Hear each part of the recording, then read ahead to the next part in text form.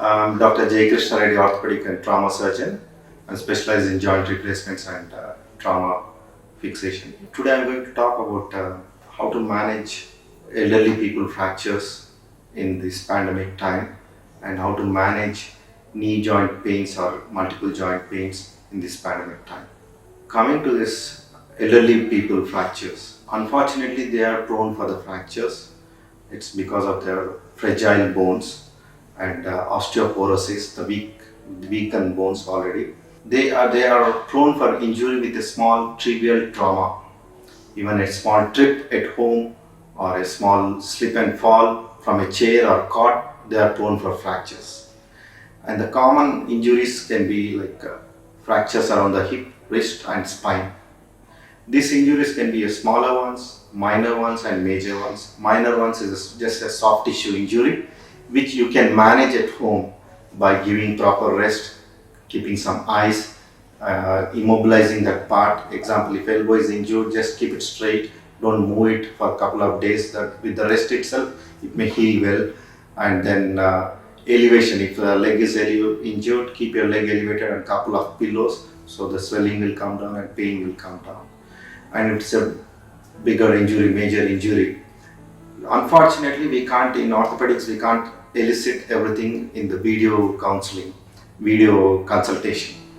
We need to see the patient directly. We need to examine them clinically and then do x-rays and then come to the diagnosis. If a person had a fall at home and they're unable to get up themselves, stand themselves up, then don't force them. Just call an ambulance and ship them to hospital.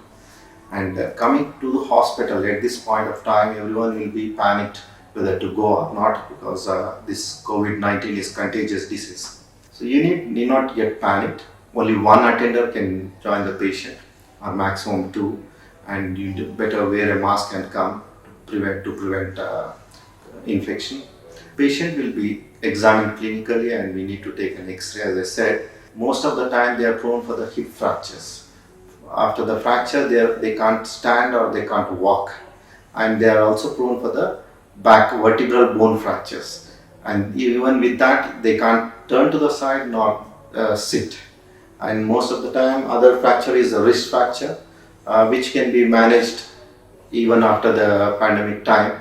But the vertebral bone fractures and the hip fractures need to be addressed, because when these are fractured, the old people cannot turn to the sides and they can't sit, they can't go for the washroom.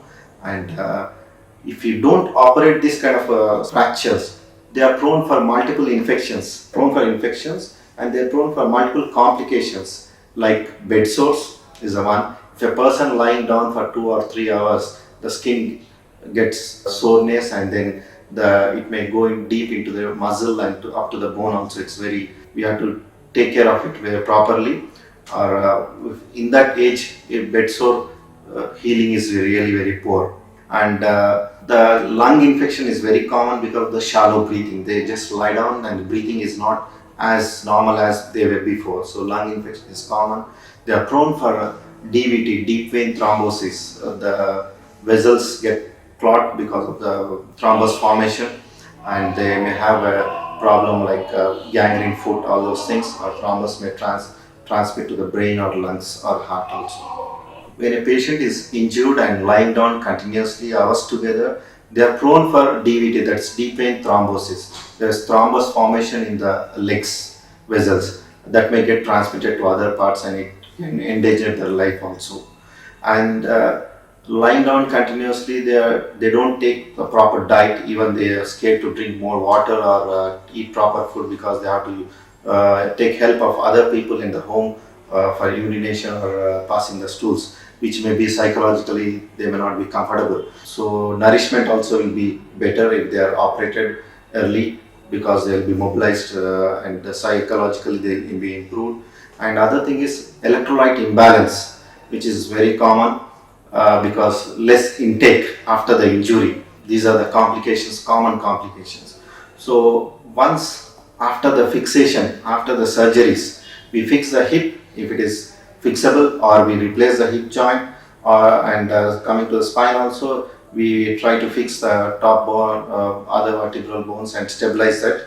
So in such cases, after fixation, it's easy to turn them to the sides, so we prevent the bed sores, all those things, and easy to do bed exercises, make them sit to the next to the bed and on the chair also, and make them stand if possible, and if they can understand well, we make them walk partial weight bearing or full weight bearing also.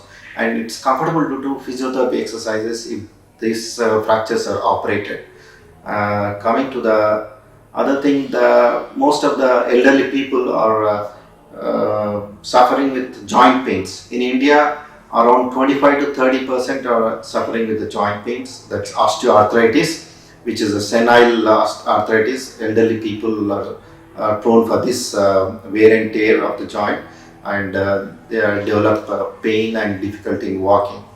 And there is 0.5 to 1% of inflammatory arthritis like rheumatoid arthritis, other gouty arthritis, ankylosing spondylitis, seronegative arthritis.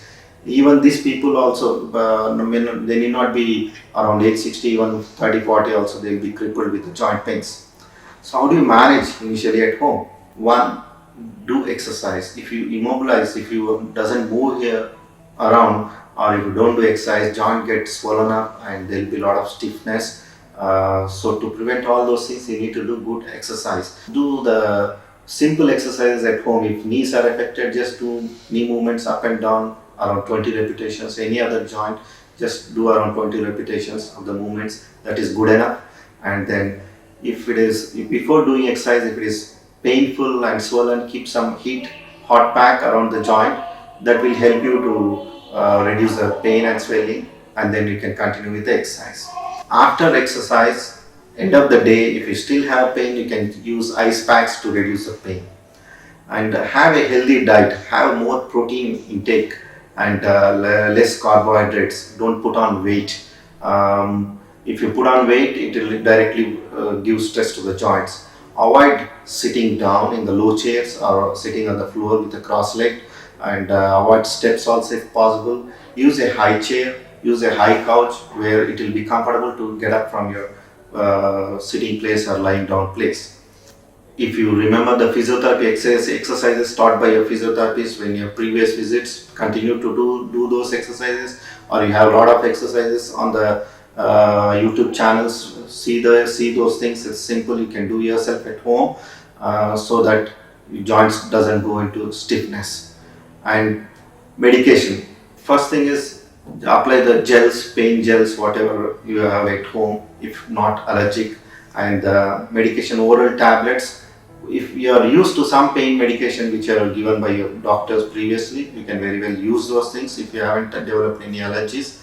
If still pain is not reducing, consult a doctor, then start medication. Don't start your own self-prescription medication, which may lead to some other medical drug complications. I would like to say the older people with the fractures who need to be operated, don't get scared, come and get operated. We will screen you thoroughly, and we have separate isolation wards where you will be kept in a separate place. Who have symptoms of cold or cough will be separated, and every part of the hospital entry point and emergency room will be thoroughly screened. Whether you have any infection or the infected people will be sent in an isolated place, so that you're prevented, or we take precautions to you and for us to prevent infection.